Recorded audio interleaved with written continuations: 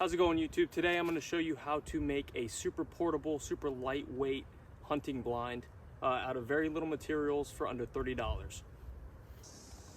This blind is easy to set up, easy to carry in, and easy to break down.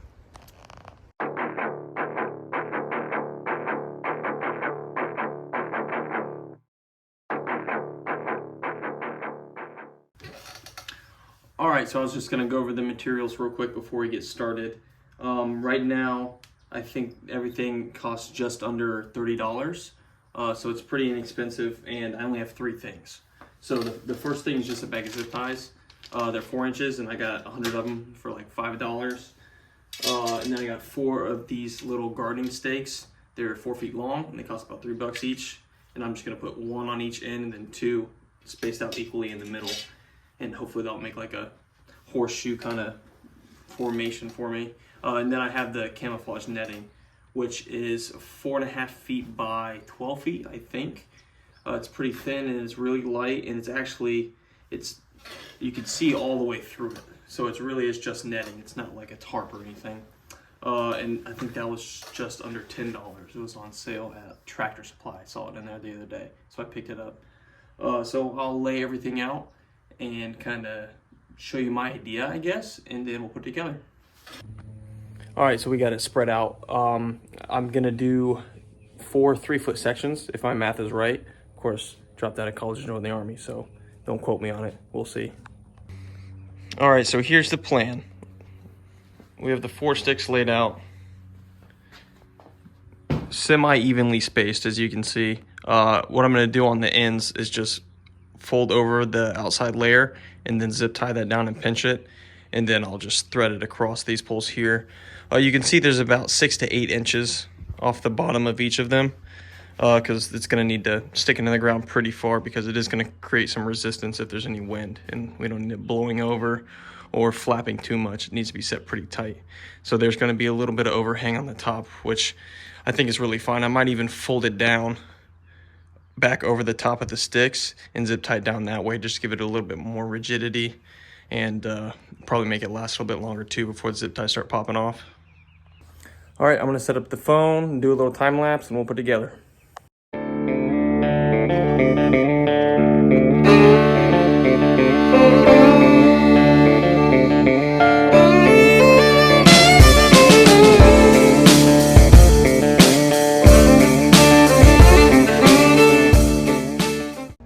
All right, I wanted to show you how I set up the bottom here real quick. So on the outside pieces, I folded in the bottom edge about 1 inch and did a zip tie there. And you also saw that I measured 6 inches up. So they'll all be 6 inches. So hopefully the top, when I fold it over, won't have any sags or bends in it in between each section for more wind to catch, or for it to kind of fall over and just not look as straight across the top from there to there, if that makes sense.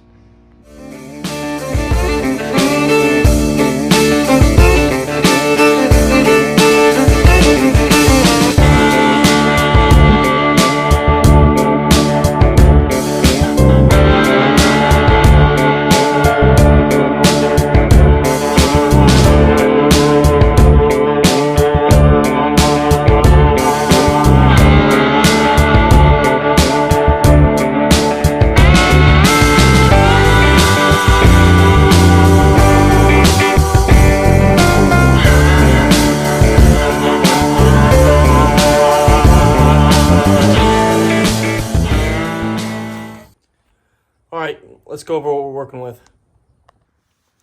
All right, so as you saw in the time lapse, we got the zip ties wrapped around about 1 inch overlap of the material. And then I went through and I did some tie-ins to keep the material kind of pressed down here. All right, so I'm gonna go back over and put a little bit of extra zip ties anywhere that I think they might need to go. There's some spaces that could just use a little bit more securing. And then I'm gonna trim them and we'll go set it up somewhere, see how it looks. All right, it's me, your boy. We're gonna test out my theory, see if it rolls up a little bit, and then we'll bungee it together, and that's the plan.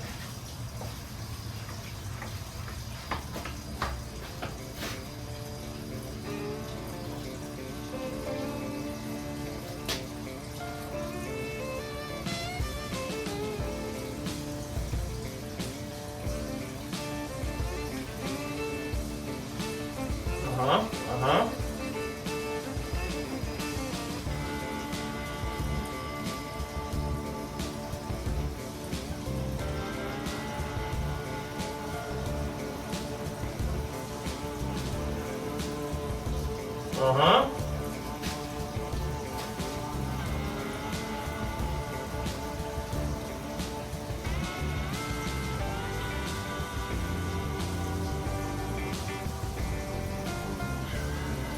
We're doing it.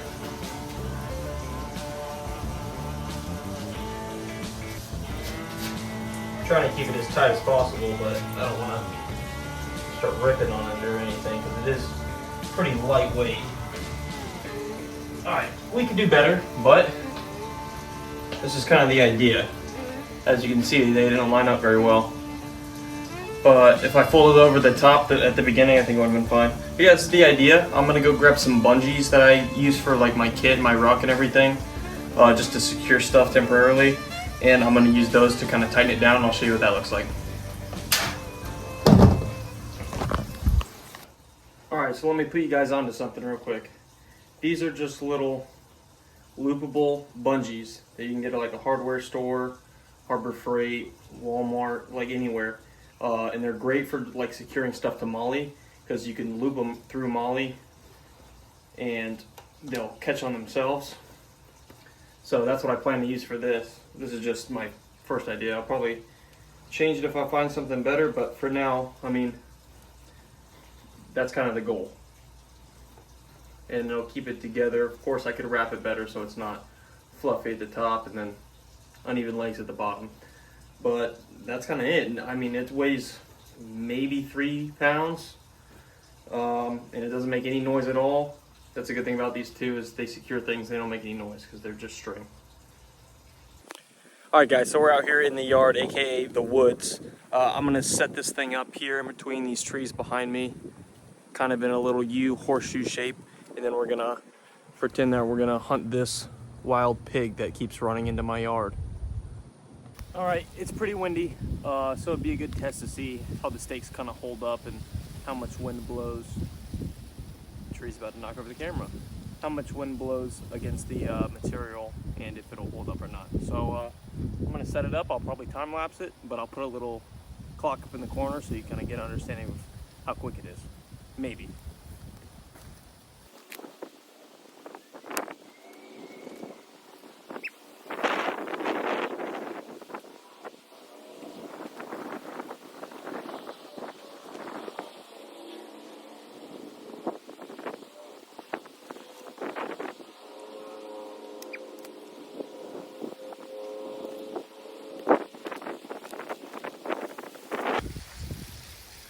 So as you can see, the wind is blowing pretty good.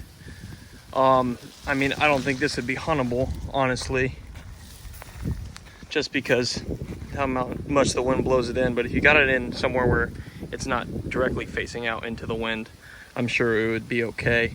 So I'm gonna try to set it up again somewhere else and see if it makes a difference. Well, the wind's still being a pain, but we got it set up. I mean, the wind kind of blows it around a little more than I'd like, but I don't really want to put anything across the top, because then you want to be able to roll it up as tight as I want it to go. And kind of the point is for it to be more mobile than strong, I guess. I came and sat down inside of it to get out of the wind a little bit, but I think that it's going to work for what I want it to do. It's not supposed to be invisible, and you know, camouflage never really is. The idea behind camouflage like this is to just provide a base layer. What you really want to do is whenever you get anywhere, you want to use natural vegetation to kind of set up in front of whatever you're hiding behind. So this would be the example. I would put something in front of it behind me here, and you always pull vegetation from behind you.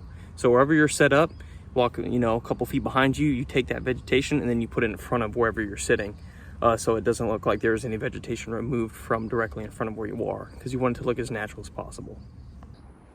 So to kind of hint on what I was just saying is, if this is where you set it up and let's say that there was grass and bushes, right?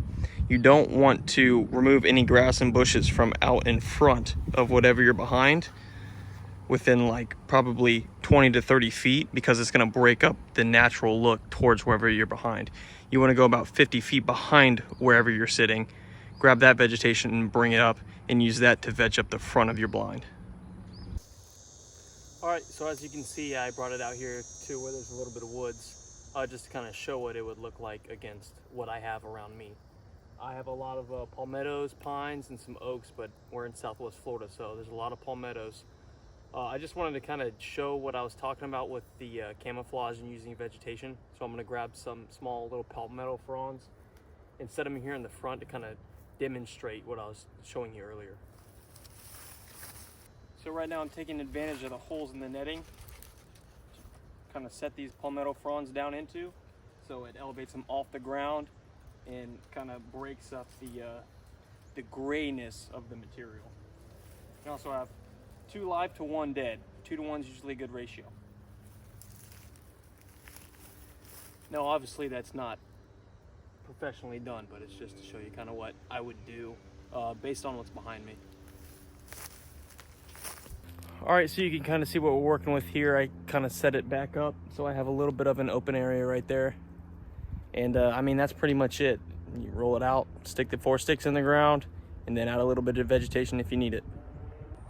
All right, I'm out here with the chickens, but I just want to say thanks for watching. That's pretty much it. It's super simple, super easy. If you're into that sort of thing, making your own stuff, I definitely would give it a try, because it beats carrying some other stuff that you have to set up, especially if you hunt public land, because then you don't really want to leave your stuff out there. But thanks again for watching. Like, subscribe, all that good stuff, and take it easy.